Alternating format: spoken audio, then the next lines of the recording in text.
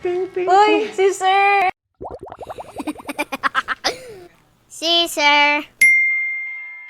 Merry Christmas, Ay, Sir! nandiyan ka na naman. Oy, Christmas na, regalo Ay, ko Sir! ah. Oh, syempre, Pero Sir. may monito pa tayo. Ayun. Ba't nandito ka?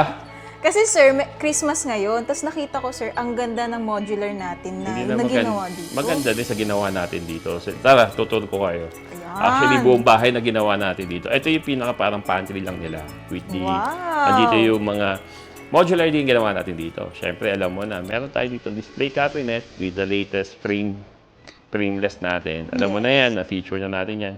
Tapos meron tayo dito water dispenser na cabinet. Aside from that, meron tayong mga storage dito. And also, yung fridge nila na chest type nandito. Ang galing nga po, Sir. Ay! Ayan. So, kung Tatanungin kailangan mo, ko pa actually, nga pag lang eh. kailangan mo naman kumuha, kahit ito lang. Pero kung kailangan kasi na maintenance and everything, so pwede mo pa rin. Then, natatanggal din yung base niya. Ay, ang galing, Okay. Sir. Tatanungin ko pa lang, Sir. Na-explain niya na agad, Sir, sa akin. Ayoko naman kasi mahihirapan ka. So, dito tayo sa pantry area din. Wow, So, ang ito talaga yung ganda. pinaka-main pantry. So, yung nasa labas, isang extension ng pantry. Nandito yung ref with the overhead. And also, yung Ganda. mga pantry cabinets natin. Siyempre, may mga storage tayo. So, unnecessary.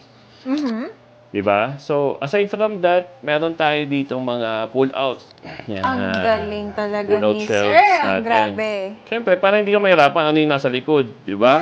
So, para hindi tambak-tambak. Kasi pag masyadong malalim, mahirap. Kaya Mahirap nga lukutin, di ba? Ito, maliit lang naman yung depth nito eh. Kaya, pwede mo yakang-yakay. Di ba? Dito naman, ayan, may display cabinet tayo dito with frameless ulit. Nandiyan yung mga ano. Actually, nag-aayos pa sila dito. And also, yung base cabinet natin with soft motion drawers. Okay, isa, iba dyan, storage lang. And ito yung tall cabinet natin. Ay, overhead din po. May overhead pa rin siya. Tapos gamit natin mga block finish na mga handles, full handle and flush handle. Okay? So, punta naman tayo sa main kitchen dito sa kabila. Actually, pwede kang dumaan dito Ay, or dito sa slide dito. Galing. Daming daanan eh. Accessible dito eh. So, ito, existing nila sa dati nilang kitchen island. So, niretain natin para magamit pa rin. Then, dito naman, gusto nilang client, stainless. Ay, So, grabe ang ginawa pala. natin dito is yung overhead niya with the storage and lift up. Yan. Mas madali din pong kunin, Sir. Oo. Mas madali. Kasi para hindi tatama sa mukha mo, di ba? Kaya lift up, mas maganda. Pagdating sa Okay? Tama, Sir. Tapos may overhead din tayo dito for the, ayan, andito din yung ducting natin. Then pwede din siya lagyan. And also, corner siya, so hindi natin sinayang, di ba? So may storage dito for something. Ayan, may itlog sila, may garlic lang dito. Di ba? Madali lang, oh. Pwede na kagad, sangag. Isang ganun lang, isang kukanan lang. Sige. Pwede yun. Ayan. Corner cabinet natin nandito.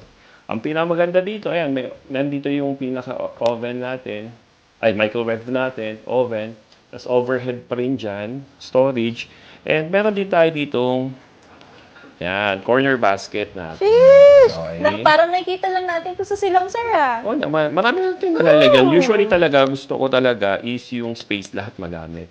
Kaya Okay, nga, so space planning and yung storage solution. So yung sink, and nandito yung mga pull-out basket natin. Ayan, Wow. pull-out basket for plates. And sa baba naman, ibang mga, ayan, mga bowl and everything. Tapos dito naman, may pull-out box tayo. Grabe, So, for ang daming storage, Sir. So para hindi ka mahirapan. Kung kukuha Wow, ka ang naman galing, kaso. oh. Shit, pare, magaling talaga. Tuwan-tuwa ka na naman ah. Kaya nga, Sir, ganda kasi, Sir. Lagi ka na pagkakadesign. nag-enjoy pag ako nag-explain.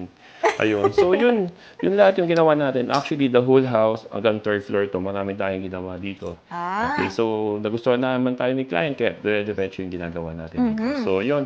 So, Merry Christmas sa inyo, guys. Parating na Christmas, huwag niyong kalimutan sa pagpapaganda ng bahay niyo. Choose excellent home decor.